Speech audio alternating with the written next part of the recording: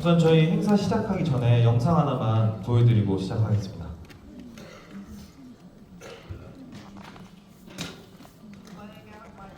To ensure that the United States will be the crypto capital of the planet and the Bitcoin superpower of the world, and we'll get it done. If crypto is going to define the future, I want to be mined, minted, and made in the USA. 그러면서 미국 정부가 현재 보유하거나 미래에 획득하게 될 비트코인은 100% 보유할 것이며 이는 사실상 전략적 국가 비트코인 비축의 핵심이 될 것이라고 강조했습니다. 취임 첫날 가상화폐 산업 규제를 추진해온 게리 겐슬러 증권거래위원장을 해고하겠다는 발언에 행사 참석자들은 환호했습니다. On day one, I will fire Gary Gensler and appoint him SEC chairman. I didn't know he was that unpopular. 네, 지금 보신 영상은 지금 미국 대선의 가장 유력한 후보인 이제 트럼프 대선 후보가 이번 유세 활동을 하면서 했던 스피치의 내용입니다. 이 영상이 의미하는 바가 뭘까요? 지금 저희가 사는 이 세상에서 가장 큰 국가인 미국의 가장 유력한 대선 후보가 비트코인과 블록체인 이런 것들을 제도권 안으로 들일 것이며 이거는 거부할 수 없는 흐름이라는 것을 증명해주는 그런 스피치라고 볼 수 있겠습니다. 지금 이 자리에 계신 여러분들도 이미 이 사실을 알고 계시거나 혹시 모르시더라도 오늘 이 강연 자리에서 그 사실을 알게 되실 겁니다. 그럼 본격적으로 행사에 앞서서 행사 진행을 맡아주실 사회자분들을 앞으로 모시겠습니다. 저희 뉴스메타 그룹의 글로벌 팀의 핵심 인재 두 분입니다. 일본 담당과 중국 담당 최민호 과장님과 이유균님을 무대로 모시겠습니다.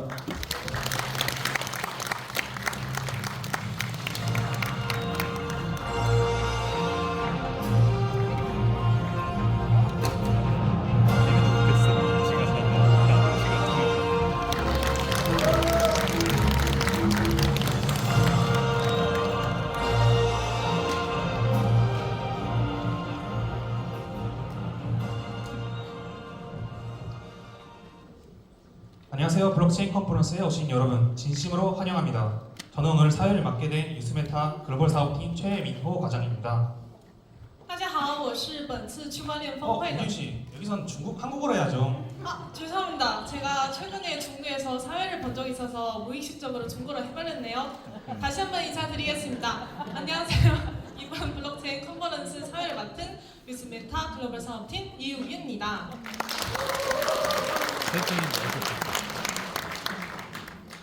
과장님, 다음 주 2주 뒤에 말레이시아에서 사회를 보신다고 하셨죠? はい、その時も司会を見る予定です。 과장님도 선물로 하셔야죠. 죄송합니다. 우균 씨가 현장을 너무 웃기게 해서 저도 한번 배가 아파서 한번 해봤습니다. 우리 회사 정말 글로벌하죠? 지금도 너무 좋지만 앞으로의 성장이 더 기대됩니다. 저희 얼굴도 기대됩니다. 하늘은 높고 말이 살찐다는 청어마비의 계절, 한 해 동안 씨를 뿌리고 열심히 키운 결과물을 수확하는 풍성한 계절을 가을에 이곳 블록체인 컨퍼런스에서 많은 분들이 참석하시는데요. 뉴스메타 그룹에서 준비한 전 세계 어디에서도 찾지 못하는 유일한 기회, 3년 이내로 경제적 은퇴하는 방법. 참석하신 모든 분들의 자유가 바로 여기서 시작합니다.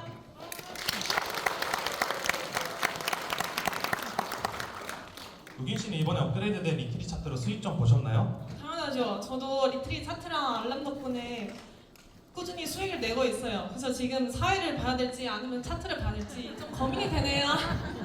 네, 오늘 트레이딩으로 수익 내는 비법 강의, 그리고 전 세계 어디에서도 오로지 여기에서만 들을 수 있는 내용이 많이 준비되어 있어서 저도 엄청 기대하고 있습니다. 뉴스미타 그룹에서 준비한 블록체인 컨퍼런스 정말 많은 기대해 주셔도 좋습니다. 서장의 경부도 많이 준비되어 있습니다. 중근에 가시게 되면 100년을 후회하게 되실 겁니다. 네, 저는 이미 경품이 무엇인지 알고 있는데요. 기대할 만한 경품들이 준비되어 있습니다. 의장님, 저도 대상이 됩니까? 네, 자 이제 행사의 첫 번째 순서로 넘어가 볼까요? 네, 행사의 첫 번째 순서는 리트리의 창업주이자 뉴스메타의 회장이신 아이원 회장님께서 이번 행사를 개회사를 해주시겠습니다. 아이원 회장님을 모시겠습니다. 여러분 큰 박수로 환영해 주시기 바랍니다.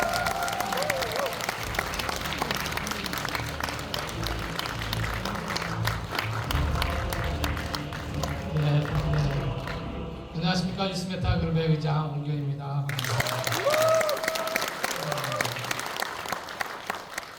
우리 그 중국 담당 이우균 친구가 발음이 좋았나요? 저를 이장으로 자꾸 소개하더라고. 이장. 스메타 그룹 이장. 네. 어떻습니까? 이제 오늘 정말 소중한 분들 많이 오셨고 오늘 이생망이라는 말 혹시 들어보셨습니까? 이생망? 이생망이라고 최근에 KBS 아나운서 어떤 부부가 헤어지면서 싸운 와중에 카톡에 이제 내용이 이생망. 이번 생은 망했다. 이제 그 뜻입니다. 이번 생은 망했다. 여러분 어떻습니까? 이번 생은 망하셨습니까? 아니요. 안 망하셨죠? 저도 오늘 아침에 좀 일찍 일어나서 저희 집 수영장 청소하는데 한 3시간 정도 청소합니다. 3시간 청소하면서도 우리 딸이 이제 거기서 수영을 할 거 생각하니까 너무너무 기분 좋게 청소하고 또 물 받는데 한 4시간 정도 걸리거든요. 그래서 아침 새벽부터 청소하고 물 받고 이제 이렇게 그러니까 한 8, 9년 전에 생각할 수 없었던 삶을 이제 살고 있죠. 블록체인이 갖다 준 어떤 기회를 잘 잡았기 때문에 그렇습니다. 저는 이제 이생망이 아니라 저는 이생성 이번 생에도 성공했다 이제 이렇게 말할 수 있는데 어떻습니까? 정말 이 프리미엄 차트가 대단하지 않나요? 정말 수많은 분들이 오늘 여러분들이 보실 정말 믿지 못할 일들이 많이 있을 겁니다. 오늘 한 달 동안에 99,900% 많이 됩니다. 네, 그 바이낸스에서 99,900% 여기 앞에 계시는데, 네, 일단 어떻게 해서 99,900%? 네, 중국에서 어제 오셨습니다. 오늘 그 비법을 그다음에 또 우리 이시키, 다이키, 쏘리, 다이키 이런 2달 동안 한 번도 짓지 않는 아주 대단한. 물론 저도 매일 하루에 새벽에 일어나 한두 시간씩 트레이딩 하는데 오늘도 한 9천 제가 아까 시작하기 전에 9,000불 좀 넘게 수익을 내고 있더라고요. 네, 그러니까 우리 또 이번에 새로 바뀐 여러분 정말 기대해도 좋으신 게 오늘 새롭게 바뀐 또 프리미엄 차트를 여러분도 보시게 될 거고요. 새롭게 바뀐 프리미엄 차트 갖고서 우리 알고리즘 사업의 그 김프로가 한 달 동안 912% 수익 냈더라고요. 네, 그러니까 정말 상상할 수 없는 일들을 이제 만나게 되실 겁니다. 그리고 또 오늘 블록체인의 미래이자 우리의 미래에 대해서 또 강연해 주신 우리 오태민 교수님도 또 오셨는데요. 정말 훌륭한 좋은 시간이 될 거라고 봅니다. 저는 이 블록체인을 만나기 전 삶과 제가 올해 이제 60인데요. 제가 65년생이니까 60인데 제가 블록체인을 만난 게 51 때 만난 것 같습니다. 51년을 살아왔던 삶과 그 후의 삶 2가지로 나눌 수 있다고 보거든요. 그러니까 블록체인을 만나기 전의 삶, 그다음에 그 후의 삶을 나눌 수 있는데 정말 9년 만에 많은 것들을 이뤄냈죠. 어쩌면 오늘 여러분들이 오늘 오기 전의 삶과 오늘 이후의 삶이 좀 완벽하게 좀 틀릴 거라고 저는 생각합니다. 그래서 오늘 끝까지 잘 들어오셨으면 좋겠고요. 정말 오늘 첫 시간부터 여러분 잘 들으셨으면 좋겠습니다. 블록체인의 미래가 곧 우리의 미래라는 거거든요. 그래서 오늘 정말 좋은 시간 되시기 바랍니다. 고맙습니다.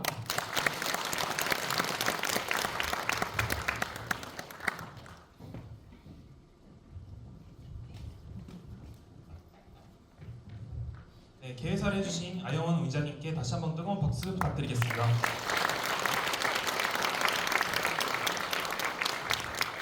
다음 순서는 현재 블록체인 관련 서적 중 베스트셀러인 더 그레이트 비트코인의 저자이자 대한민국의 블록체인 최고의 권위자이자 수많은 사람을 블록체인으로 부자로 만드신 오태민 교수님을 모셔서 블록체인의 미래와 우리의 미래를 들어보는 시간을 갖겠습니다.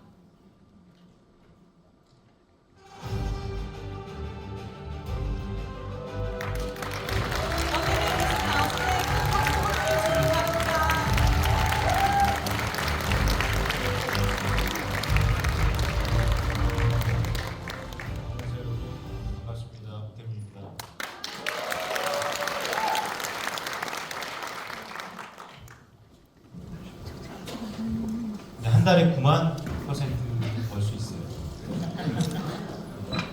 지금 강의를 제가 시간이 오후에 있어요. 바빠요. 강의 안 하고 들어야 되거든요.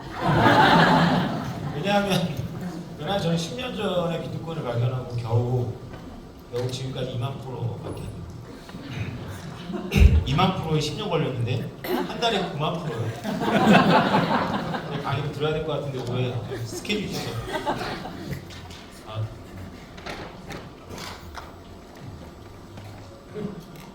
네, 비트코인 10년 차트입니다. 비트코인 10년 차트를 보면 2017년 전까지는 그냥 수평선으로 보이실 거예요. 근데 여러분들이 확대해서 보면 2017년 이전에도 이렇게 생겼어요. 똑같이 생겼다라고 보시면 되고요. 이제 최근에 많이 올라서 2월달, 3월달에 고점을 돌파를 정확히 두고 있고요. 이거는 이제 지난번 분장, 코로나 분장 때 고점하고 좀 같은 거죠. 이 비트코인 차트를 제가 이렇게 다니면서 보여드리면 여러 생각이 나실 거예요. 많은 분들께서. 물론 이제 제가 제일 열심히 활동했던 때는 지금이 아니라 이때였습니다. 이때는 뭐 불러주는 데도 없었고 그렇지만 제가 혼자 제 책을 싸들고 주변을 다니면서 열심히 설득을 했고요.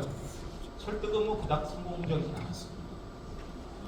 제가 좀 유튜브로 유명해진 시점은 불행하게도 이점이었습니다. 그래서 이 피크에 유튜브로 유명해졌는데 계속 내려갔죠. 그래서 떠났어야 되는데 못 떠나고 이분들 물린 분들하고 동행한다고 생각하고 계속 여태까지 왔습니다. 제가 생각하기에 가장 좋았던 비트코인을 하면서 가장 좋았던 때는 2023년입니다. 오늘 그 얘기를 좀 이따가 할 텐데 2023년은 사실은 공식적으로는 크립토 윈터였는데 제가 느끼기에는 10년 동안 가장 좋았던 해입니다. 미디어, 주류 미디어들이 눈치채지 못하는 동안 두세 배를 올랐습니다. 100% 이상 올랐는데요. 이렇게 조용할 때 오르는 게 정말 좋습니다. 이제 다시 1억을 돌파하면 미디어들이 이제 또 시작을 할 겁니다. 그런데 저는 이제 단기 투자에 전혀 재능이 없습니다. 그래서 저한테 단기 투자의 유형을 배우시면 안 되고요. 다만 비트코인을 어떻게 볼 것이냐, 이것이 제가 이제 지난 4, 5년 동안 대한민국에서 유튜브를 하면서 제가 주구장창 떠든 건데요. 사실 이게 진실입니다. 이게 뭐냐면 제가 만든 차트인데요. 제가 만든 게 아니라 딴 데서 따왔네요. 죄송합니다. 제가 만든 건 따로 있는데 이거 딴 데서 따온 걸 갖고 왔는데 제가 만든 게 좀 더 정확하긴 한데요. 대충 보시면 이 파란색이 뭐냐면 어떤 때의 기준 물가로다가 달러의 가치를 고정하고 달러 인플레이션을 반영해서 비트코인 곡선을 다시 그린 겁니다. 그러면 비트코인 곡선이 이렇게 생겼습니다. 2021년까지. 그러니까 이번 거꾸로 얘기하면 뭐냐면 제가 200배를 벌었는데 2014년도에 비해서 200배를 벌었는데 제가 사실 100배밖에 못 벌었고요. 여러분들의 재산이 절반으로 줄어든 겁니다. 어떤 분들의 재산이 절반으로 줄어들었냐면 강남 아파트를 갖고 있지 않고 비트코인을 갖고 있지 않고 이런 분들은 일반적으로 재산이 절반으로 줄으십니다. 비트코인은 그러니까 10년 동안 물가 상승률을 고려해서 100배 올랐습니다. 별로 많이 안 오릅니다. 여기 9만 프로를 900배를 한 달에 버시는 분 앞에 강의를 하려면 강의할 여기 의욕도 없고 동기부여도 없고 보통 월급장이들 앞에서 이런 얘기하면 막 지금쯤 거의 막 실신하고 있거든요. 네. 이게 진짜 중요하죠. 강한국 작가의 제가 좋아하는 강한국 작가의 책에서 따온 건데요. 비트코인 반감기를 사람들이 많이 오해하죠. 여러분들은 뭐 다 아시겠지만 비트코인 반감기 때 안 오릅니다. 비트코인 반감기가 끝나고 7개월 때부터 꿈틀거리고요.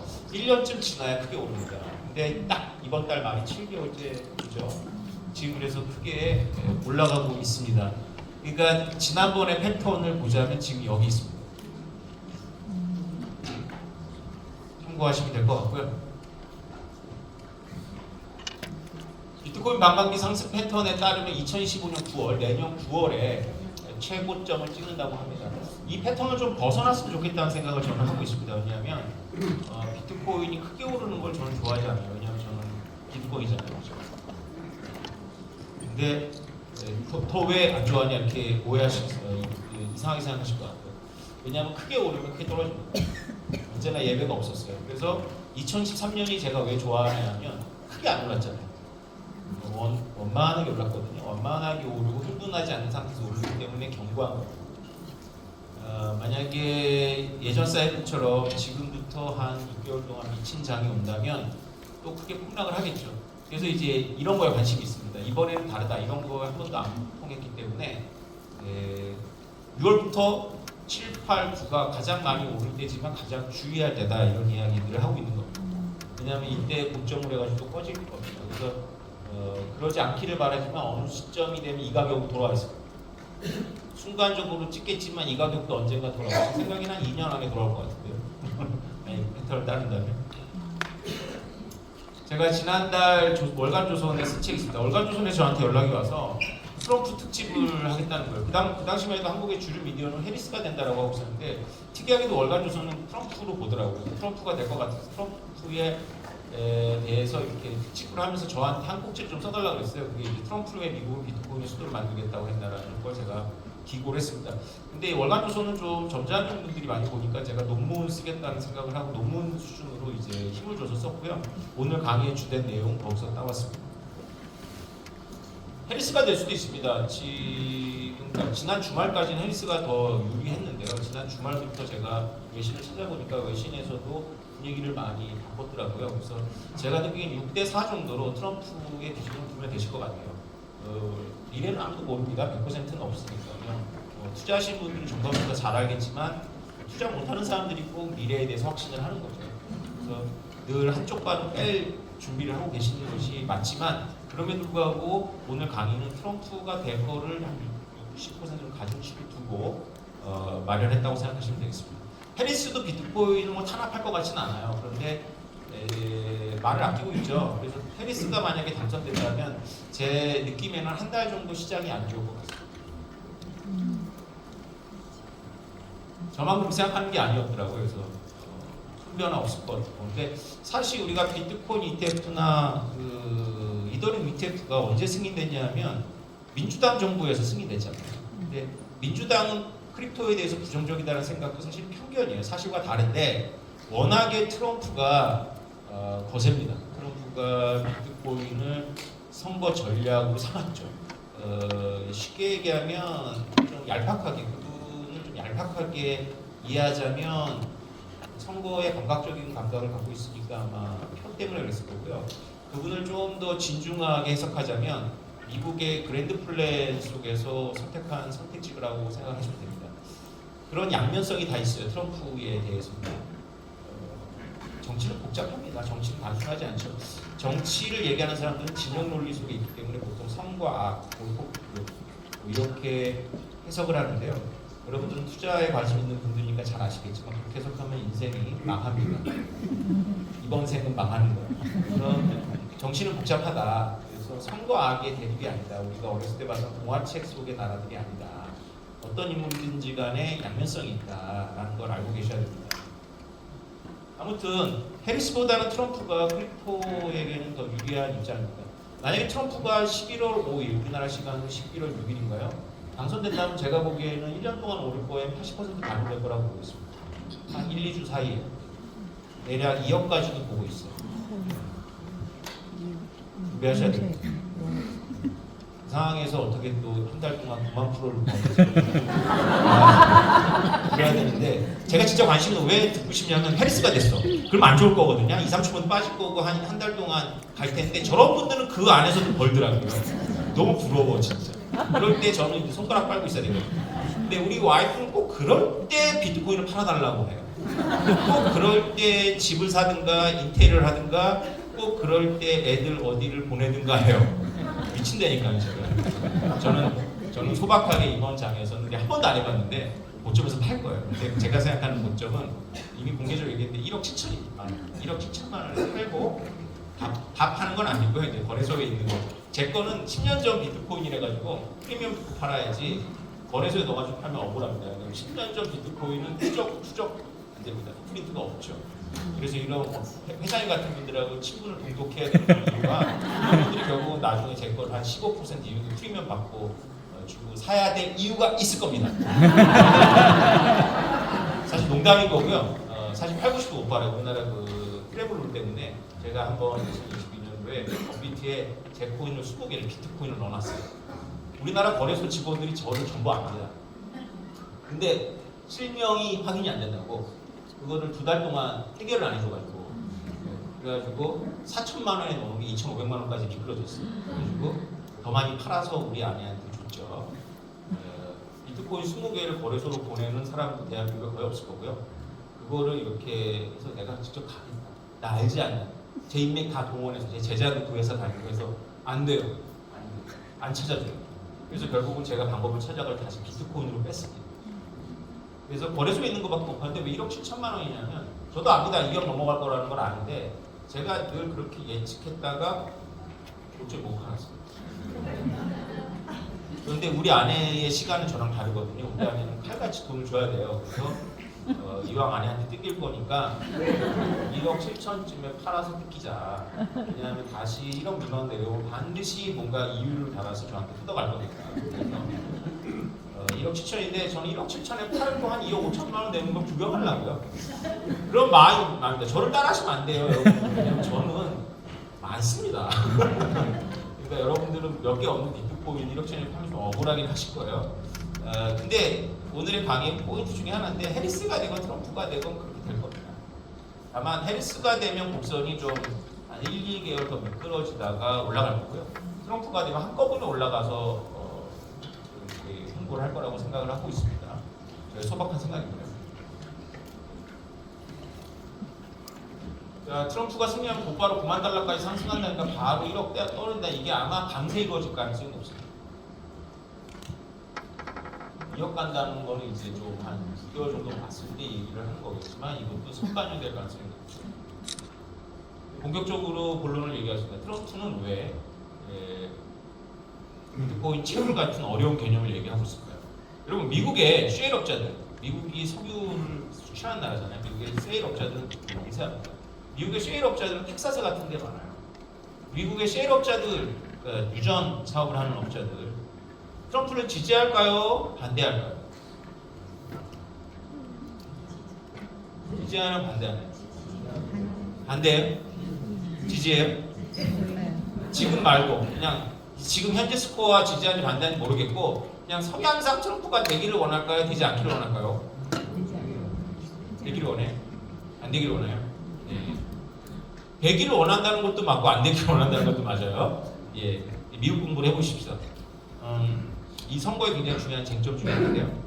트럼프는 분명히 당선이 되면 미국에서 무한 에너지 정책을 쓸 거예요. 그래서 원자력이건 뭐 화석연료건 그냥 에너지 다 드릴 정책이라고 하죠. 그냥 올려 이런 정책인데요. 그러면 셰일업자들이 좋아할 것 같잖아요. 셰일업자들은 기득권이죠. 저랑 같아요. 여러분하고 저하고 비트코인의 가격에 대해서 다르잖아요. 저는 이미 벌써 가지고 있으니까 좀 살살 올라라 이런 거고 여러분들은 한번 크게 올라가 난 그리고 팔고 나가면 되지 뭐 이런 생각이잖아요. 좀 비슷합니다. 이미 셰일을 팔고 있는 사람들은 가격이 떨어지는 걸 좋아하겠어요? 싫어하겠어요? 싫어요. 싫어하죠. 그래서 내심 트럼프가 되지 않기를 바랍니다. 사실 트럼프가 2기에서 선거에서 실패한 이유 중에 하나가 농민표를 2010년도에 얻었는데 농민표를 못 얻었어요. 2020년도에. 왜 농민표를 못 얻었냐면 중국과 관세 정쟁을 할 때 중국이 그걸 알고 미국의 농산물 수입을 금지했거든요. 관세를 엄청나게 매겨서 미국의 농부들은 우리나라 농부들하고 좀 다르죠. 미국의 농부들은 대단 농장주들입니다. 그들이 돌아서면서 그들이 영향을 미치는 주들이 있어요. 작은 주들이. 거기서 위스콘신이라든가 뭐 아이오와 뭐 이런 데 그런 데서 이제 문제가 생긴 거죠. 트럼프가 준비를 많이 하고 나왔어요. 이것까지 아는 거 보니까 준비 많이 했습니다. 근데 만약에 채굴업자들, 그러니까 죄송합니다. 우리가 블록체인이다 채굴업자들은 갑자기 기름이 생각 안 나고 비트코인이나 뭐 이런 게 생각나잖아요. 원래 채굴업자는 기름을 채굴하는 사람들이죠. 이 채굴업자들이 트럼프를 지지한다고 왜 지지하냐면 민주당이 싫어서 그렇습니다. 민주당은 사실은 환경단체가 굉장히 중요한 지지 세력이잖아요.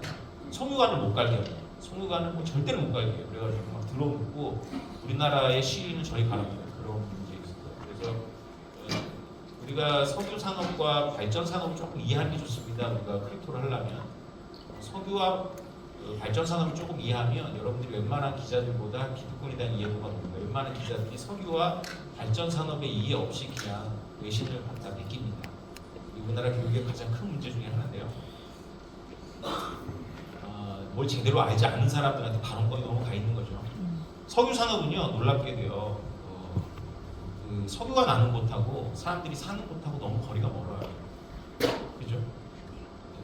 호르무즈에 거기에 산업 시설이 없잖아요. 거기에 있는 석유가 멀리까지 옵니다. 중국, 대만, 한국, 일본까지 오는 거죠. 마찬가지다. 미국 안에서도 석유, 가스가 묻혀있는 곳은 사람이 살지 않는 곳입니다. 사람이 사는 곳까지 오려면 트럭으로 옮기든지 아니면 송유관을 설치해야 되는데 송유관이 반대되니까 노송비가 비싸죠. 그래서 항만을 통해서 호르무즈에서 대규모로 들어오는 석유나 가스가 더 쌀 수도 있어요. 이런 문제들. 그래서 수혜업자들이 트럼프를 지지하거나 민주당을 싫어한다면 바로 이런 문제 때문에 있습니다. 민주당은 훨씬 더 많이 규제를 할 거거든요. 그래서 미국의 석유, 가스 채굴업자들이 트럼프를 지지하기도 그렇고 해리스를 지지하기도 그런 상태입니다. 그런데 트럼프가 영리하잖아요. 채굴을 100만 개가 남았어요. 비트코인의 채굴이 100만 개를 전부 미국에서 채굴하니까 이번에 이제 비트코인 채굴입니다. 비트코인을 채굴하겠다고 해서 얘기하면 이게 두어 달 됐죠. 트럼프가 뭔가를 알고 얘기하는 게 분명합니다. 잘 알고 얘기하고 계세요. 넘겨주실래요? 이게 지금 괜찮아. 네, 이게 지금 제가 설명했던 거고요. 또 한 번. 네, 이게 바로 그 비트코인 채굴과 발전 산업에 대한 이야기인데요. 여기 가스 플레어라는 게 보이시죠? 플레어 가스라고 하는데 플레어 가스라는 게 뭐냐면 석유나 가스를 퍼올릴 때 위에 있는 메탄층에 있는 가스를 날려보내야 돼요. 메탄층에 있는 메탄도 불에 타거든요. 근데 메탄은 지구의 온난화, 온실 효과가 이산화탄소의 한 10배, 20배 보는 사람들도 있어요. 훨씬 더 이산화탄소보다 더 많이 온실가스를 배출합니다. 메탄은 뭐 이렇게 가스를 채굴하는 데서 나오지만 축산업자들도 메탄가스를 생산합니다. 우리가 먹는 소들이 메탄가스를 트름이나 방으로 생산을 합니다. 사람도 하는데 사람은 뭐 거의 별로 안 합니다. 이거를 이제 채굴업자들은 비트코인 채굴업자는 트럭에다가 채굴기를 간장을 넣어놓고 이 현지로 가는 거죠. 그래서 현지에 있는 이런 가스나 이런 거를 도시나 산업시설까지 운반하는 문제가 해결이 됩니다. 채굴업자들은. 그래서 이 채굴업자들은 이거를 팔 수가 있어요. 채굴업자들은. 그러니까 여기서 헷갈리니까 석유업자들은 비트코인 채굴업자들한테 이 가스를 팔 수가 있습니다. 이게 바로 비트코인 채굴의 핵심이고요.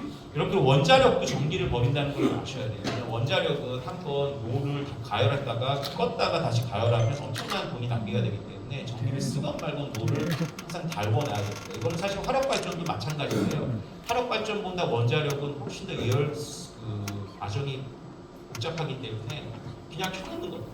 그래서 제가 비트코인 처음에 공부했을 때 비트코인 너무 전기를 많이 쓰는 거 아니야? 라는 생각을 해서 저도 공부를 하다가 프랑스의 논문을 봤는데 프랑스가 원전이 많거든요. 남는 전기를 버리는 거에 대한 논문이 있더라고요. 그때 제가 알았어요. 비트코인은 전기 산업의 구세주구나라는 걸 알았어요. 여러분들이 전기 발전 소장이라고 생각해보세요. 여러분들의 자본, 한전은 공기업이라서 그렇게 안 하는데요. 여러분들의 설비가 100만큼 있는데 100만큼을 가지는 이유는 1년에 여름에 사람들이 밤에 7시부터 9시까지 집에 모여가지고 에어컨을 틀기 때문이에요.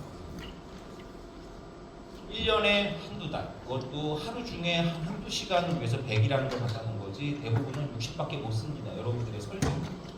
그래서 40은 버려요. 그거를 전기를 생산해서 버리느냐 전기를 생산하지 않고 설비를 놔두느냐의 차이만 있을 뿐이지 버립니다. 여러분들이 발전 소장이고 여러분들이 알토란 같은 돈이 낭비되고 있다면 비트코인 그거 나쁜 거니까 채굴 안 할래요? 아니면 할래요? 해요. 우리나라 한전도 바로 이 스피릿을 가져야 돼요.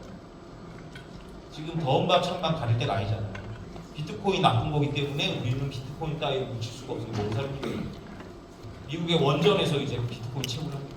그냥 원전이 전력 산업의 가장 근간, 그러니까 전력 산업이라는 게 1층, 2층, 3층, 4층이 있는데 우리가 좋아하는 신재생 에너지는 4층일 수밖에 없어요. 그걸로다가 기관 전기를 해놓으면 여러분 생각해보세요. 바람이 안 불면 삼성 반도체 공장에 전기가 공급이 안 돼. 상상해 보자고요. 우리나라 어떻게 될까요? 그냥 망해요. 이렇게 생각해 볼까요? 전기가 공급이 안 되면 수술하다가 멈춰 로봇이. 행복하실까요? 그래서 제 밑바닥의 전력망 원전이거나 화력으로 까는 겁니다. 그리고 맨 위에 있어도 그만 없어도 그만 하는 것들을 간헐적인 풍력, 해양 이런 걸 할 수 있는 거예요. 이런 거 이해가 없이 그냥 무조건 이상적이라 그래가지고 재생에너지로 가자고 하면 나라 망하는 겁니다. 논리적이어야 돼요. 사람들은 배워야 돼요. 이렇게 배우지 않고 고민하지 않은 사람들이 함부로 글을 쓰고 입을 쳐여니까 10년 동안 여러분들 비트코인 개수가 그 모양이에요. 여러분들이 저를 10년 전에 만났으면 제가 10년 전에 이 얘기를 다 해드렸을 거예요. 얼마나 거짓말을 여러분 듣고 오십니까? 이거요. 기사에서 간 거예요. 원전에서. 근데 이걸 제가 언제부터 떠들었느냐? 2015년부터 떠들었습니다. 제가 그럼 뭘 알고 떠들었어? 제가 무슨 뭐 미래를 보는 뭐 후시? 아니 뭐 남들은 갖고 있지 않은 어떤 통찰? 제가 천재? 그랬으면 좋겠지만 그게 아니고요. 그냥 쳐 앉아가지고 논리적으로 공부하다 보면 내려지는 아주 간단한 결론이에요. 내가 발전소장이라면 와이나 어떤 일군의 미친놈들이 코드 쪼가리를 같이 있다라고 여기네. 근데 그걸로 생산하려면 전기가 필요해. 그럼 내가 남는 전기로 생산하면 걔네한테 팔 수 있어? 이거 미친 짓이야. 이거 와이나? 내가 알 게 뭐야? 걔네가 사겠다는 거야. 왜 이렇게 생각 안 하는 거야? 왜? 듣고 싶어라. 왜 이렇게 생각 안 해? 나쁜 거니까 하면 안 돼요? 이거 완전 조선시대적 사고 아니에요? 네.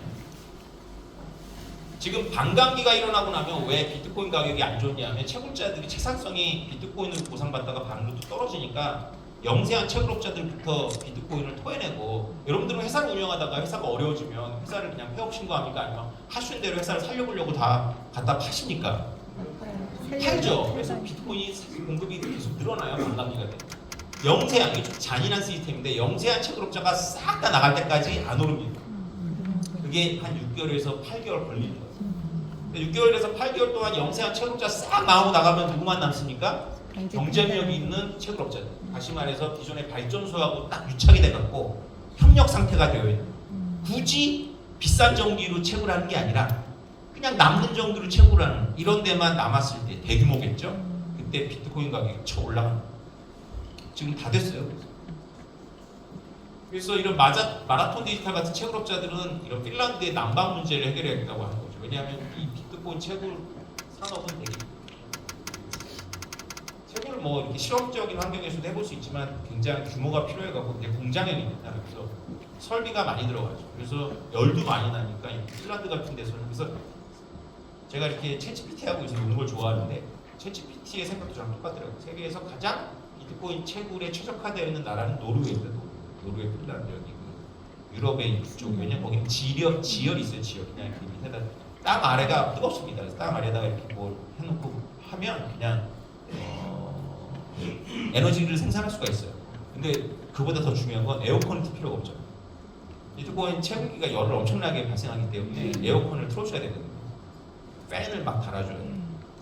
네, 그런 것들로 이제 난방하겠다는 겁니다. 비트코인 채굴기에서 나는 열로 에어컨을 틀지 않아도 될 뿐만 아니라 거기서 이제 채굴기에서 나는 열을 가지고 이게 기름으로다가 이제 공냉식이라 그래가지고 이렇게 우리가 보는 채굴기들은 공기로 이렇게 순환하면서 열을 식혀주는 건데 이걸 기름에 담아 놓을 수가 있어요. 기름에다가 채굴기를 퐁당 빠뜨리면 우리 생각에는 물에 빠뜨리니까 채굴기가 막 박살날 것 같지만 안 박살납니다. 기름에 담겨놓고 기름을 순환시키면서 열을 빼는데 그 기름이 뜨거워지면 그 기름으로다가 이제 난방을 하는 거죠. 또 뭐냐면 이건 제가 4달 전에 아주 소논문을 봤는데요. 지금 여러분들의 AI 시대잖아요. 진짜 AI가 정말 과연 혁명적인데 AI가 이 병렬 계산을 하거든요. 그래서 수많은 그런 데이터 센터가 필요합니다. 그래서 그러니까 내가 A한테 한 가지 물어보면 어디 하나의 서버에서 답을 만드는 게 아니라 그걸 쭉 쪼개갖고 여러에서 답을 만들어갖고 저한테 쭉 보내주는 거예요. 그래서 병렬식으로 계산하면 뭐가 좋냐면 속도가 굉장히 빠르죠. 뭐가 나쁘냐면요 정확하지가 않아요. 이게 어디서 온 거냐면 우리가 스트리밍 게임을 하다 보면 이게 순간순간에 처리해야 될 데이터가 많으니까 병렬식으로 계산을 해요. 그래가지고 게임을 하다 보면 이제 어느 픽셀이 또 정확해야 될 건 아니거든요. 진짜 정확해야 된다면 그런 식으로 병렬 계산하면 안 되고 직렬 계산해야 되죠. AI가 이제 병렬 계산하기 때문에 제가 챗GPT가 놀아보니까 챗GPT가 잘하는 4가지, 5가지가 있는데 첫 번째가 거짓말. 그렇습니다. 거짓말 진짜 뻔뻔하게 잘하거든요. 병렬 계산 방식 때문인데 여기에 비트코인과 연관성이 있어요. 지금 비트코인 채굴업자들이 안 좋잖아요. 그래가지고 알바를 해요. 뭘 하냐면 데이터 센터를 합니다. AI 데이터 센터. AI 데이터 센터를 하는 이유가 있어요. 비트코인 채굴기는 ASIC이라 그래가지고 최적화되어 있는 칩인데 이걸로다가 병렬 계산에 쓰느냐 못 씁니다. 그냥 그거는 비트코인 계산만 해야 되는데요. 왜 비트코인 채굴업자들이 아르바이트를 할 수 있냐면 잘 들으세요. AI 데이터 센터에 맞는 전력과 환풍과 냉각 시설을 갖추고 있는 시설이 없어요. 이 공간이 남는다 그래가지고 여기다 서버 때려 받고 AI 데이터 센터 하청업을 할 수가 없어요. 왜냐하면 전력이 그만큼 공급이 안 돼요. 근데 비트코인 채굴업자들은 워낙에 전력에 민감하기 때문에 최저가의 전력을 공급할 수 있는 공급망을 다 갖고 있는 거예요. 그리고 환풍 시설이 장난 아니잖아요. 거기서 비트코인 채굴기 대신에 AI 데이터 센터를 할 수 있는 서버만 쫙 나가면 바로 챗GPT 데이터 센터 알바가 되는 거예요. 이런 식으로 이제 나름대로 살아남으려고 온갖 짓을 하는 겁니다. 왜냐면 반감됐잖아요. 우리는 채굴을 안 하니까 우리 입장에서는 반감돼서 그냥 가격 오르는 것만 좋아하는데 채굴업자는 제한입니다. 여태까지 매출이 내가 원가가 한 8천만 원인데 비트코인 매출로다가 한 1억 4천 정도 하고 있어서 한 6천만 원 벌고 있었어. 근데 이게 비트코인 보상이 반으로 주는데 가격은 안 오는데? 그럼 어떻게 된 거예요? 원가가 8천만 원에 지금 7, 8천만 원 생산하고 있는 거잖아요. 이거 죽습니다. 온다는 거 알면서도 죽는 거예요. 왜냐하면 인건비 꼬박꼬박 내야 되고 땅에 월세 꼬박 내야 되고 전기세 애들 없이 내야 되는 거죠. 이런 흐름들이 다 이제 같이 종합적으로 봐야 됩니다. 그러니까 해시레이트라는 게 바로 채굴자들이 이제 이게 해싱이라고 하는데 이게 일종의 비트코인 채굴은 땅을 드르륵 파갖고 하는 게 아니라 난수표를 엄청나게 많이 생산해가지고 빠르고 많게 막 생산해가지고 물량으로 때려가지고 정답을 맞춘 거거든요. 그 해시레이트, 그러니까 버리는 난수표까지 다 합쳐가지고 그걸 해시레이트라고 하는데 해시레이트는 줄지 않아요. 계속 늘어나는 거예요. 이 밑에가 해시레이트죠. 그래서 저희 같은 사람들은 이제 해시레이트에 관심을 갖고 봐요. 해시레이트가 줄어들었다 그러면 채굴자들이 좀 너무 힘들어가지고 많이 나간다 이런 뜻입니다. 아무튼 트럼프 대통령 당선될 확률 60% 봤을 때 트럼프 대통령이 비트코인에서 뭔가를 알고서 얘기한 거다라고 저는 생각을 합니다. 첫 번째는 미국에서 비트코인을 포함한 크립토 투자자들이 1,800만 명 이상이 된다는 거예요. 1,800만 명이면 스윙 스테이트라고 하는 경합주에서 판을 뒤집을 수 있는 계산이 나옵니다. 그래서 그거를 감각적으로 이제 크립토 쟁점화를 삼은 거고요. 이걸 얄팍하게 트럼프를 읽었을 때, 고차원적으로 트럼프를 읽었을 때는 트럼프가 채굴업자까지 얘기한 거 보면 산업의 구조를 알고 있는 거예요. 그래서 전력 산업과 에너지 산업의 구조를 알고 있으니까 트럼플레이션이라고 하는 트럼프가 당선되면 관세를 매기기 때문에 인플레가 온다라는 얘기가 있거든요.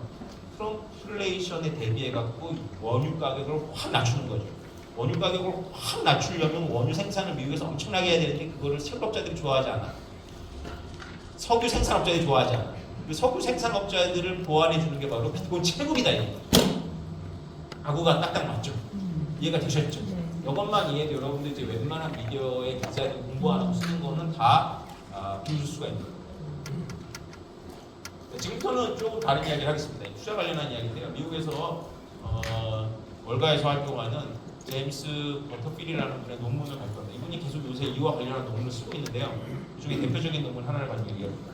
전통적인 투자 포트폴리오에서는 6대4였습니다. 60대 40. 그게 뭐냐면 주식 60, 채권 45 이렇게 해갖고 하면 굉장히 안정적으로 수익을 장기적으로 벌 수 있다 이런 띠오리예요.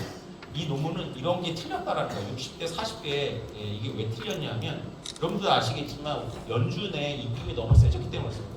연준의 이자율에 대해서 채권만이 아니라 주식까지 분기가 되버리니까 채권하고 주식을 분산해야 되는 거. 저도 대학을 한 30년 전에 다닌 것 같은데 저도 경영을 했기 때문에 재무관리를 배웠거든요. 주식과 채권을 분산하는 이 포트폴리오 때문에 하는 겁니다. 근데 진짜 최근에 몇 년 동안은 이게 전혀 안 맞아요. 왜냐하면 연준의 이자율 정책에 따라서 주식 가격하고 채권이 동기화 되고 있어요. 그래서 위험이 분산이 안 돼요. 이게 따로 움직여야 위험이 분산되는 거예요. 따로 움직이지 않습니다. 그것이 이 논문에서 이제 밝히고 있는 첫 번째 이유고요. 비트코인에 대해서 미국의 주요 기관이라고 할 수 있겠죠. 1월 달에 ETF가 통과되고 나서 이제 쭉 유입이 됐는데 200억 달러 이상 지금 수입 유입이 있었습니다. 이건 뭐 얼마 됐으니까 한 150억 달러 수입 유입됐을 때 시점의 자료인 것 같은데요. 보시면 아시겠지만 이 퍼센트를 보시면 됩니다. 은행이 비트코인에 관련한 투자는 제로입니다. 제로. 아주 0.00 얼마 되겠죠.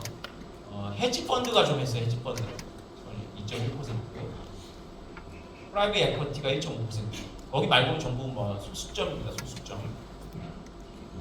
이걸 기억하세요. 이 논문이 이제 말하고자 하는 겁니다. 200억 달러가 어디서 왔나 그랬더니만 골드, 금 ETF에서 빠져서 왔어요. 이게 골드에서 순 유출된 거고요. 근데 요새 최근 금값 어떤가요? 미쳤죠. ETF에서 금이 이렇게 빠졌는데도 오른 거예요. 실물 금에 대한 수요가 장난이 아니에요. 그것도 뒤에 이제 나오는데 제가 허락된 시간상 못할 것 같네요. 이 이후에 지금 40장의 장부가 있어요. 저한테 시간을 다 주는 줄 알았더니 우리가 그러면 안 되죠. 9만 %는 줘야 돼요. 본론은 저기고 저는 이제 자, 샤프라고 있어요. 그러니까 뭐냐면 우리가 투자를 할 때는 위험 대비 수익률이라는 그거를 고려를 해봐야 되겠죠. 우리가 뭐든지 그렇습니다. 이거는 뭐 이 지수만 얘기하는 게 아니라 누가 투자 권한을 하면 그게 그 사람 말대로 10배가 될 가능성도 있지만 제로가 될 가능성도 있는 거예요. 그죠? 제로가 될 가능성하고 10배가 될 가능성을 고려해갖고 이제 투자를 하는 건데 그런 걸 투자했을 때 잘 보십시오. 이 곡선은 이제 가상적으로 그린 곡선입니다. 과거의 데이터를 가지고 비트코인을 기관들이 60%를 잡았을 때 수익이 옵티마이제이션 됩니다. 72%. 그러면 이런 공부 안 한 사람들이 주로 이런 걸 보고 그러면 은행들이 비트코인을 총 자산의 70% 담는 거야. 끝났네. 그러면 그런 일은 일어나지 않죠. 언제나 이피션트를 봐야 됩니다. 이피션트. 최적이 중요한 게 아니라 이피션트를 봐야 되겠죠. 이피션트로다가 샤프 지수를 그리면 10% 이상에서는 더 나아지질 않습니다. 쭉 같아요. 그러니까 이게 그래서 가장 최선의 차별 곡선이죠. 일종의 어려운 얘기 죄송합니다. 그래서 그려보면 최선은 10%다. 최선. 그러니까 이 결론이 이 논문을 쓴 저자만 아는 비밀스러운 결론이 아니죠. 데이터 돌려보면 누구나 다 얻을 수 있는 결론인 거예요. 이건 뭐냐면 은행이나 이런 데서 일하는 사람들은 만약에 밑에 직원이 제안서를 내가지고 한 달 동안 9만 %를 벌겠다라고 제안서를 내서 잘라버립니다. 위험 요인이라고 생각을 하는 거예요. 그런 거에 관심이 없어요. 수익률도 중요하지만 안전성이 굉장히 중요하잖아요. 남의 돈을 투자하는 거잖아요. 기본적으로 보험회사의 돈을 대신 투자하거나 국부펀드를 투자하거나 연금을 투자하거나 퇴직연금을 투자하는 거잖아요. 소방관들의 미래를 보장하는 그런 걸 투자해야 되는 거거든요. 근데 9만 %? 9만 % 되면 남 좋은 일 시키는 거고 안 되면 초상집 되는 거예요. 그러니까 그런 거 원하지 않아요. 그냥 한 10년에 몇백 % 되고 위험률은 적다 이런 거거든요. 그래서 결론 10% 투자합니다. 그냥 여러 가지로 봤을 때 비트코인은 10%, 주식 60%, 채권 40% 이게 아니고요. 주식에서 5% 빼, 채권에서 5% 빼, 비트코인 10% 넣으면 훨씬 더 수익률은 좋아지고 위험의 증가는 거의 없습니다. 이런 얘기입니다. 그래서 아까 기억나시죠? 아까 몇 % 해갖고 지금 200억 달러가 온 거예요, 기관들이? 1% 미만이었죠. 이거 10%까지 올라가. 그럼 얼마가 들어오는 거예요? 4천억 달러. 미국만 해야 되니까 그 정도 아니겠죠. 그죠? 그거보다 언더로 잡아야 되겠죠. 다른 나라도 아닐까? 그럼 그보다 더 오버로 잡아야 돼요. 중요한 건 지금도 훨씬 많아진다는 얘기예요. 기분 좋으시죠? 이게 왜 이러냐면요. 제가 이제 방송이나 이런 데 나가면 맨날 물어보는 게 왜 비트코인이 증권하고 미국의 나스닥, 특히 기술주, 엔비디아 뭐 이런 거하고 동기화됐냐라고 꼭 저한테 물어봐요. 제가 그걸 어떻게 알겠어요? 다만 과거의 차트를 들여다보면 이거 상관계수라고 하는데요. 비트코인하고 전통 자산 간의 상관계수가 이렇게 생겼습니다. 무슨 얘기냐면 어느 시점에 잘라보면 굉장히 상관성이 높게 나오고 어느 시점에 잘라보면 상관성이 마이너스 나오고 어느 시점에 잘라보면 상관성이 없게 나옵니다. 붙었다 떨어졌다 붙었다 떨어졌다 합니다. 근데 놀랍게도요. 놀랍게도 이게 중요한데요. 기관 투자 자문 회사 남의 돈을 가지고 대규모 투자를 하는 사람들한테 이런 자산이 필요합니다. 다른 방향으로 가는 자산. 이런 자산은 따라합시다. 비상관 자산. 비상관 자산이라고 하죠. 비상관 자산. 비상관 자산이란 말이 좀 어렵잖아요. 그걸 언론에서는 간혹 오해를 받지만 안전자산이라고 하는 거예요. 근데 원래 안전자산이라는 본래적 의미는 안전하다는 뜻이 아니에요. 원래 통계 제도학에 의하면 그냥 비상관 자산, 정통 자산하고 다른 방향으로 가는. 아까 처음에 60대 40의 원리가 왜 나왔다 그랬어요? 주식하고 채권하고 따로 가니까 그렇게 잡는 거예요. 근데 왜 그게 무의미해졌다고 그랬어요? 같이 가니까 통계화되면 안 되는 거예요. 통계화되지 않는 자산이 필요해요. 그래서 기관을 투자하는 사람들은 그림도 사고 부동산도 사고 이렇게 해야 돼요. 왜냐하면 다른 건 다 같이 가기 때문에. 그래서 근데 사실은 이 비상관 자산이라는 거는 개념적인 거고 실제로는 굉장히 힘듭니다. 왜냐하면 결국은 그 주머니가 그 주머니. 왜냐하면 제가 비트코인이 진짜로 비상관 자산이었을 때는 제 느낌에 2010한 19년까지였던 것 같아요. 왜냐하면 그때까지는 비트코인이 워낙에 비주류였으니까 월가나 이런 데서 저는 투자하지 않았어요. 그래서 비트코인 내부적인 요인에 의해서만 좌우되니까 진짜로 비트코인은 그런 월가나 이런 데서 갖고 있으면 도움이 될 만한 비상관 자산이었는데 지금 이 사람들이 워낙에 많이 들어와 있어요. 이 사람들이 갖고 있는 비중에서는 얼마 없지만 비트코인 입장에서는 굉장히 많은 비중을 이런 전통 투자자들이 갖고 있기 때문에 같이 움직이는 정도가 아니고요. 빠질 때 제일 먼저 빠지고요. 올라갈 때 뭐 많이 올라가고 더 민감하게 반응하는 것 같은데 어쨌건 장기적으로 보면 비트코인에게는 반감기라는 특수한 것이 있기 때문에 통계적으로 잡아보면 장기적인 추세에서는 비상관 자산이 많습니다. 단기적으로는 같이 움직이는 게 맞아요. 어쨌건 그래프를 그리면 상관계수 자체가 정신없이 나와요. 이게 이 논문의 저자가 말하고 싶었던 거예요. 그래서 기관들은 결국은 비상관 자산의 속성 때문에 비트코인을 담는데 얼마까지 담는 것이 가장 과거의 데이터를 봤을 때 가장 이상적이냐면 10%까지 담는 게 이상적이다. 그거는 이제 안전이 굉장히 중요한 남의 돈으로 투자하는 기관 투자자들의 입장이고 이미 돈이 아쉽지 않은 그러니까 기관 투자에서 이런 수천억 원을 움직이는 분들은 이미 연봉을 많이 받고 있습니다. 그래서 그분들은 이미 헝그리하지 않아 이 생이. 그분들은 자기가 혹시나 잘못 예상해갖고 몰빵을 한 것이 떨어져서 많은 손해를 유발하면 자기가 받는 연봉이 아무리 세도 굉장히 괴롭겠죠. 그런 분들이 고려해야 될 게 10%예요. 우리 얘기가 아니고. 우리는 10% 하면 너무 적게 하는 거예요. 근데 보통의 사람들이 생각하는 건 대략 5% 생각하는 것 같아요. 슈퍼리치들도 5% 정도 생각하는 것 같아요. 근데 저는 그것이 잘못된 생각이라는 게 시간이 지날수록 날 거라고 보고 있습니다. 왜냐하면 아직까지도 비트코인이 하방이 밑바닥이 없다라는 생각을 하는 것 같은데 비트코인 의외로 밑바닥이 강합니다. 우리가 FTX 사태 일어났을 때 비트코인이 2천만 원 깨진다라고 얘기했는데 깨졌었나요? 깨졌나요? 안 깨졌어요. 2천만 원 안 깨졌어요. 깨졌어요. 2천만 원이? 아 그래서요? 잠시 살짝 그럼 깨졌다면 터치 모든 거래소에서 그런 건 아니죠. 그렇죠? 어쨌건 2천이 깨지면 이제 1000도 깨진다 뭐 이런 얘기가 있었어요. 데스스프로에 들어간다는 얘기가 있었는데 여러분들이 보시면 알겠지만 FTX 문제가 해결된 것이 아니라 일파만파 퍼지는 와중에 비트코인은 견고한 바닥을 지켰습니다. 근데 제가 라방을 다 킨 기억이 저도 라방하기 싫어요. 도망가고 싶죠.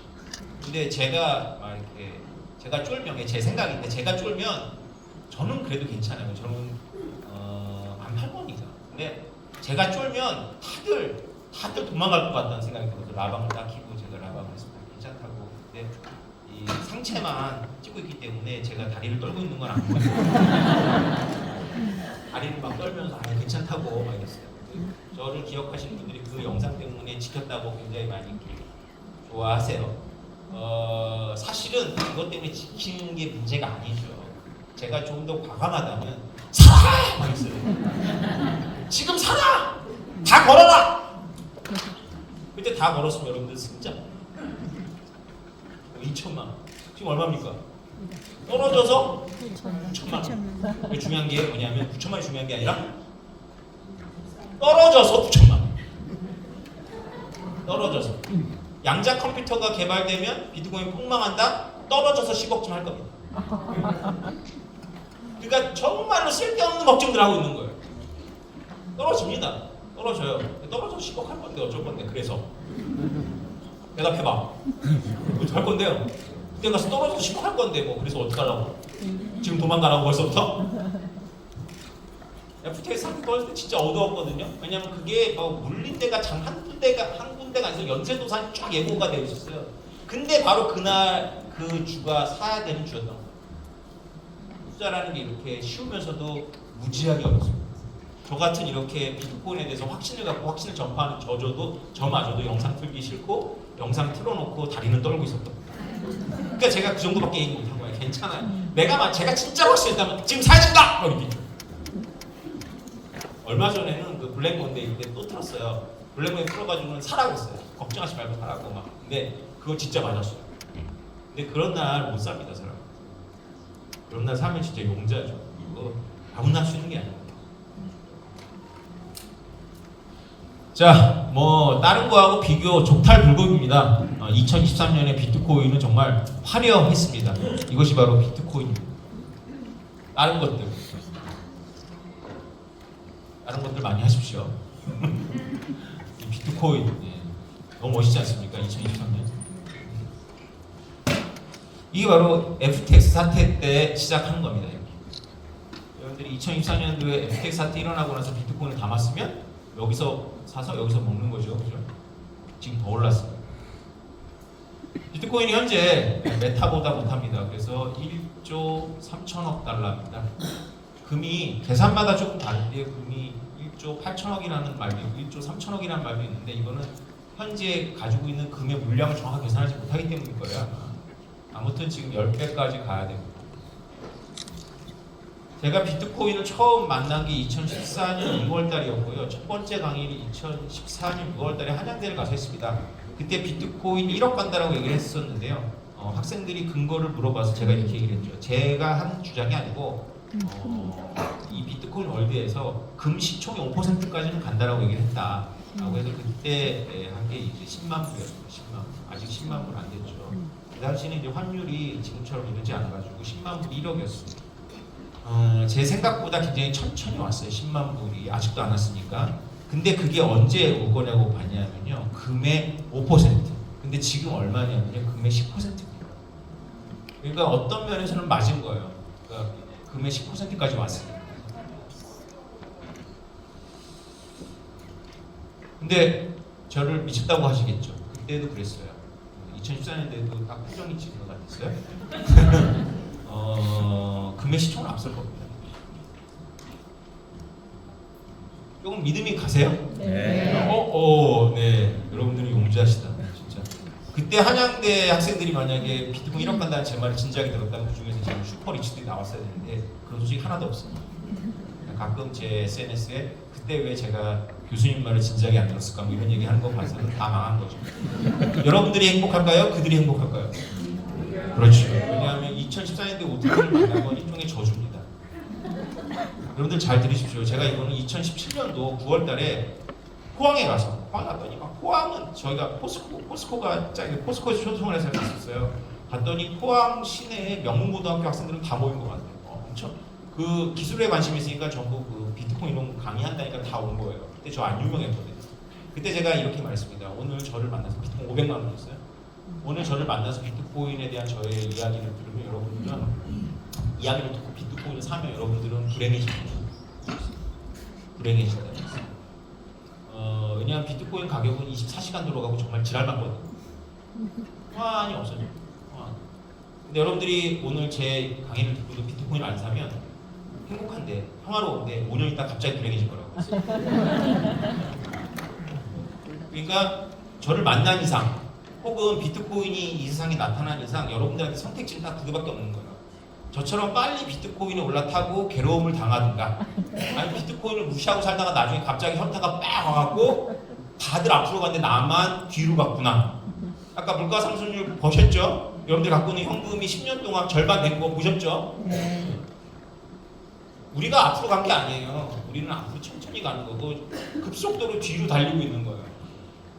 그러지 않았으면 좋겠어요. 왜냐하면 일반적인 사람들은 그렇게 투자에 최적화되어 있는 인격도 그런 환경도 아니거든요. 그런 사람들이 성실하게 번 돈으로 그냥 저축하면 집 사고 아이들 교육시키고 이런 시대가 다시 왔으면 좋겠는데 안타깝게도 지금 각 국가들이 이 얘기가 사실은 뒤에 쭉 나와야 되는데 이제 거시경제를 알아야지만 비트코인 투자가 하는 거거든요.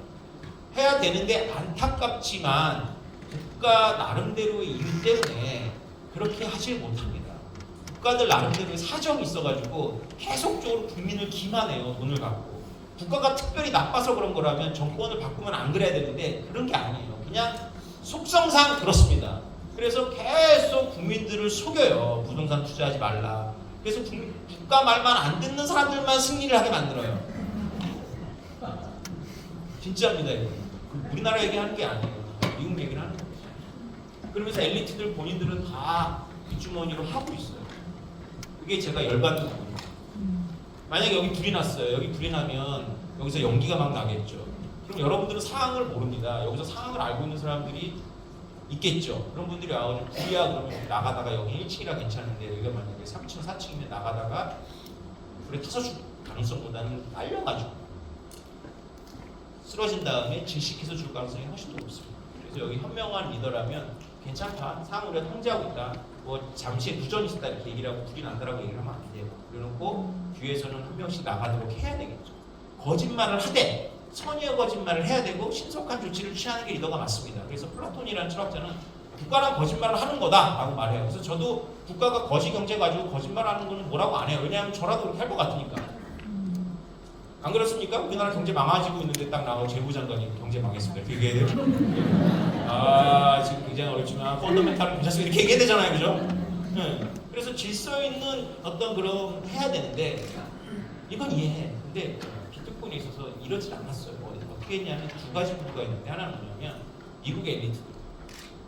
미국 엘리트는 알고 있었어요. 알고 있으면서 야 불 안 났어 해놓고 지들만 한 거예요. 지들. 우리나라 엘리트들 몰랐어.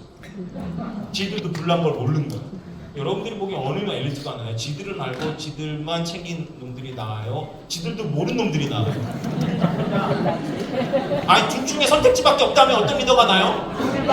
네? 앞이 차라리 나요. 앞이. 그냥 우리가 따라서 할 게 있잖아. 후자가 진짜 문제야! 안 그래요? 이 정도만 할게요. 제가 이제 코인을 만들어가지고 이 한국의 수사기관하고 잘 지내야 돼요. 비트코인에 대해서 얘기할 때는 그냥 제가 쓴소리를 많이 해도 되는데 저도 이해 당사자가 되다 보니까 이분들이 저에 대해서 너무나 많은 걸 갖고 있더라고요. 그래서 저도 살살 하고 있어요. 근데 제가 얘기하고 싶은 건 맞고 모르면 안 되는 걸 모르고 있으면 그건 죄입니다. 누구한테 죄냐면 엘리트한테 죄. 우리가 그들을 이렇게 올려놓고 너 어디서 박사했냐 어디 유학 갔다 왔냐 우리가 그들 잘해주고 이러는 거는요 전부 재산날 써먹으려고 그러는 거예요. 나랑 뭔 상관인데 내가 그들을 잘해주고 대우를 해주니까 결정적일 때 써먹으려고 그러는 거야 아니에요? 근데 결정적일 때 지들도 몰라. 뭐하러 병신가 이래야지. 내려와라 그 자리에서. 안 그래? 없는 게 나아요. 왜냐하면 차라리 비어있으면 알아서 하는데 올라가고 진짜로 모르는 놈이 모르는 거짓말 하고 있으면 사람 다 죽이는 거예요. 그냥 양민학살하는 거예요. 양민학살. 여러분들은 양민학살 당했는데 의도를 갖고 죽였다가 중요해요? 의도 없이 죽었다가 중요해요? 하나도 안 중요해요. 중요한 건 양민학살 당했다는 거예요. 비트코인에 있어서 대한민국은 양민학살 당한 거예요. 그게 증거잖아요. 비트코인이 200배 오른 동안 여러분 뭐 했습니까? 여러분들이 안 보는 데서 올랐을까 200배가? 뻔히 보고 있었잖아요. 우리나라 얼마나 한심하냐. 그만해야 되는데 제가 병동 걸렸네. 1억을 딱 찍고 나서 지금 쭉 떨어졌잖아요. 제 강의가요 한 달에 2개씩 계속 취소가 되는 거예요. 제가 바빠가지고 강의가 6개월씩 쭉 잡혔었거든요. 계속 취소되더라고요. 제 강의가 취소되는 게 제가 아쉽지가 않아요. 저는 여러분들 아시겠지만 비트코인이 있기 때문에 강의 굳이 안 다녀도 되고 안 해도 돼요. 진짜로. 그런 사람들이 있다고. 네가 진짜 비트코인 있으면 이런 데 왜 나오겠냐. 그래 그 말이 그 말이야. 내 말이 바로 그래. 그래서 나도 그게 팩션인데 강의가 취소돼서 해서 제가 손해보고 이런 게 중요한 게 아니고 진짜로 한심해요. 야, 그래 비트코인 7천만 원이다. 지금 떨어져도 7천만 원이다. 근데 비트코인이 없어지냐? 이 바보들아 불은 난 거야. 얘네들은 끝난 거야. 라는 거죠. 여기까지 하겠습니다. 감사합니다. 감사합니다.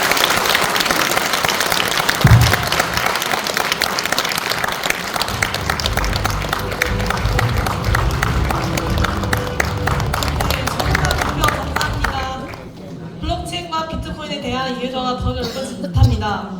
이 시장에서 우리는 미래가 밝는다는 것이 다시 한번 확신이 드는 시간 되었습니다. 바쁜 일정에도 불구하고 오늘 이렇게 시간을 내어주셔서 진심으로 감사드립니다.